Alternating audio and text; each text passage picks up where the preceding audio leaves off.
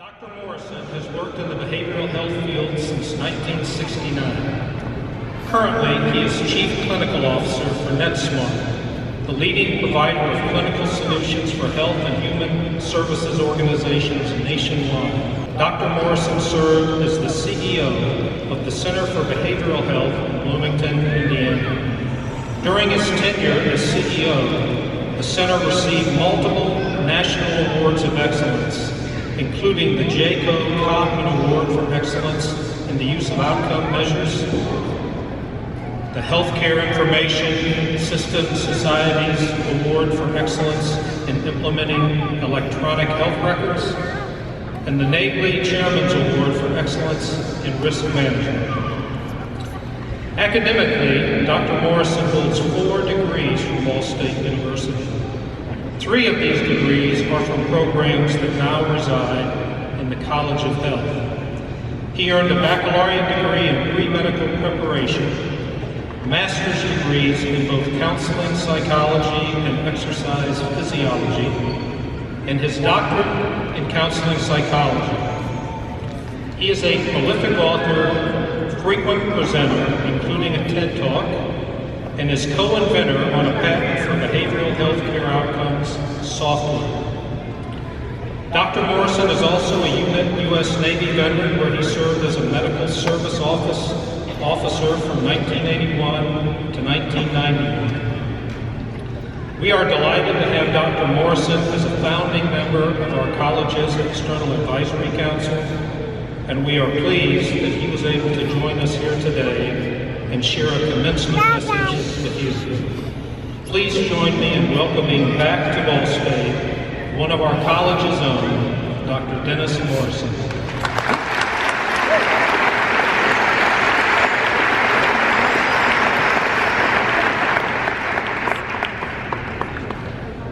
Well, thanks to Dean Whaley for having me here today.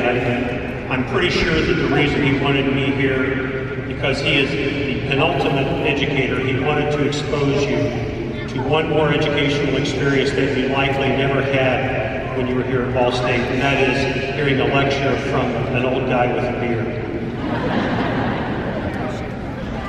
We are here to celebrate you and congratulate you on your accomplishments and for being the first ever graduating class of the College of Health at Ball State University.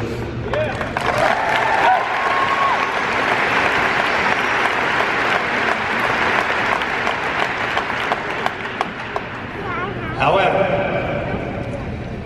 I would be willing to bet that most of you had some support, some encouragement from people in your lives that helped you get here. And I would be willing to bet also that some of those people are sitting in these seats up here. So before I begin my prepared remarks, let's give them a little bit of appreciation for all they've done for you.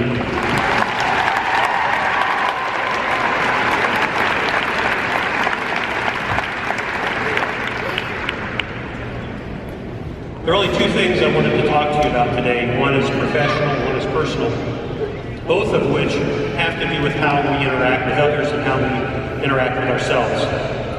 Professionally, the new College of Health is an exciting development because it brings together the clinical domains of Ball State, and that reflects exactly what's happening out there in the healthcare environment today. You know, it's interesting, historically, clinicians didn't treat people. They treated diagnoses, they treated problems, they treated symptoms, and that caused a siloing in healthcare that removed clinicians from working with each other. But increased clinical accountability and new funding models are changing that. As we move to capitation and value-based purchasing, more and more of your time, once you get out there in the field, will be spent trying to treat the whole person and working with the other people that are here today as your colleagues.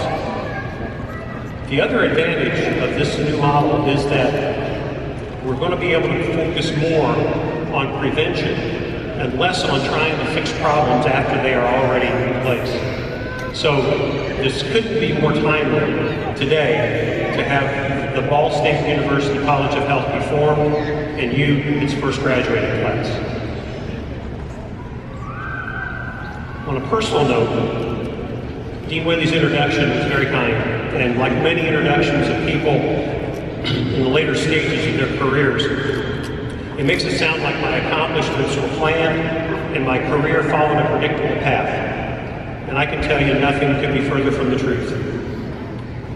Getting from where you are today to wherever it is that you define success is not a straight line.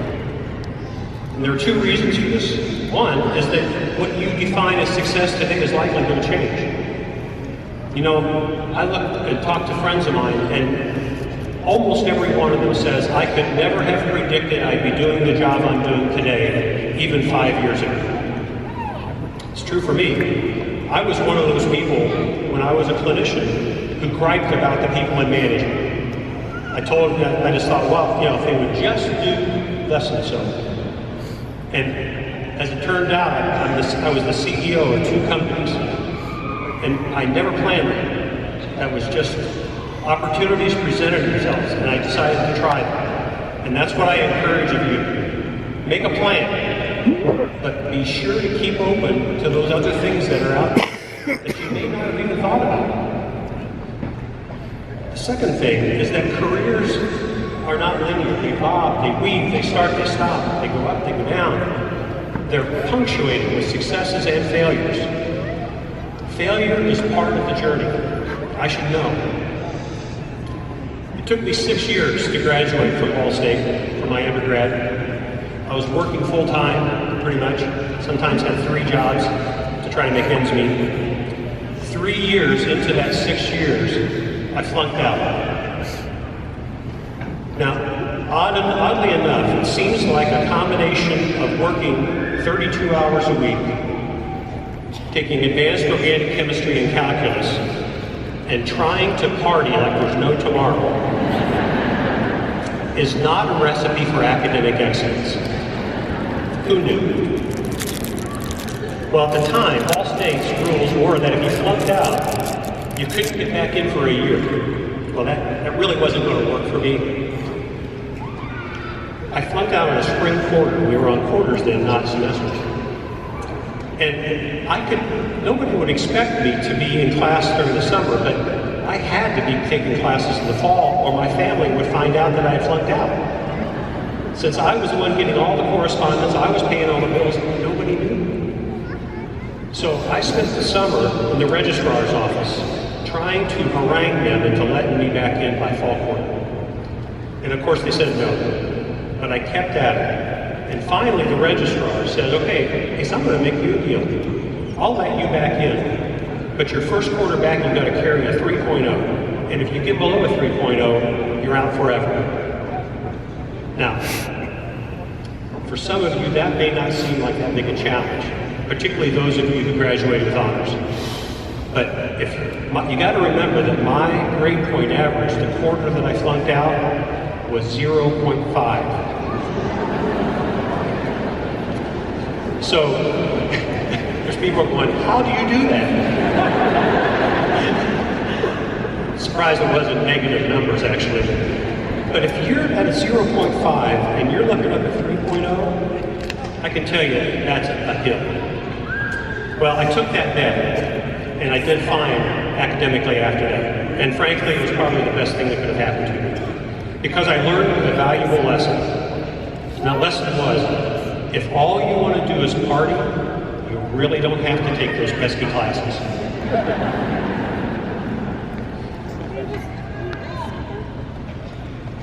Let's say, flash forward, I'm into my career, we're trying to get jobs, and I got this.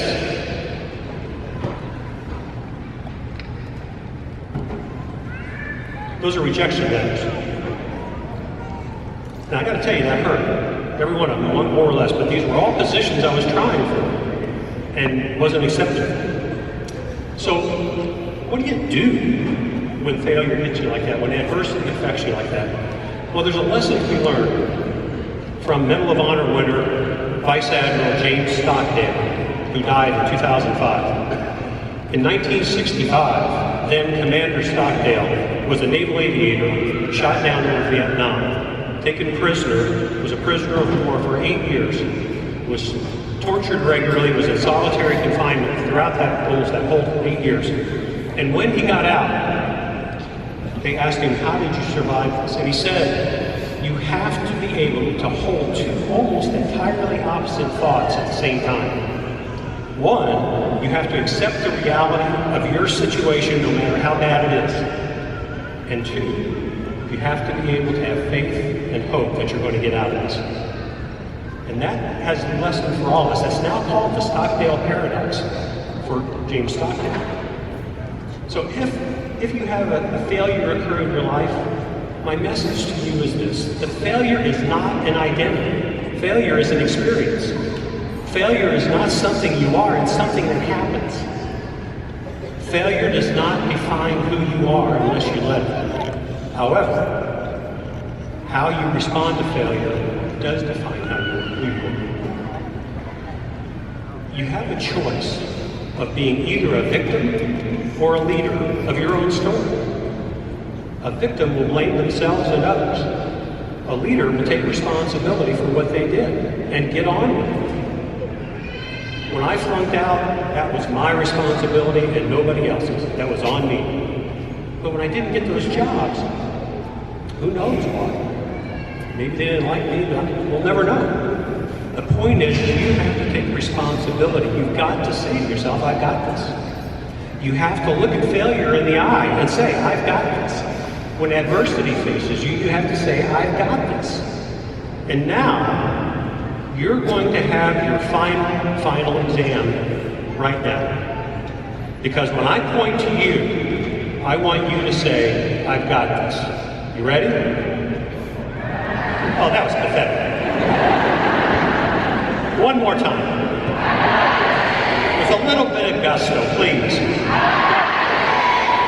You know what? I think you do. So from an old guy who's had some successes and failures along the way, to you, the very first graduating class of the College of Health at Ball State University, congratulations, good luck, and thank you so much for having me.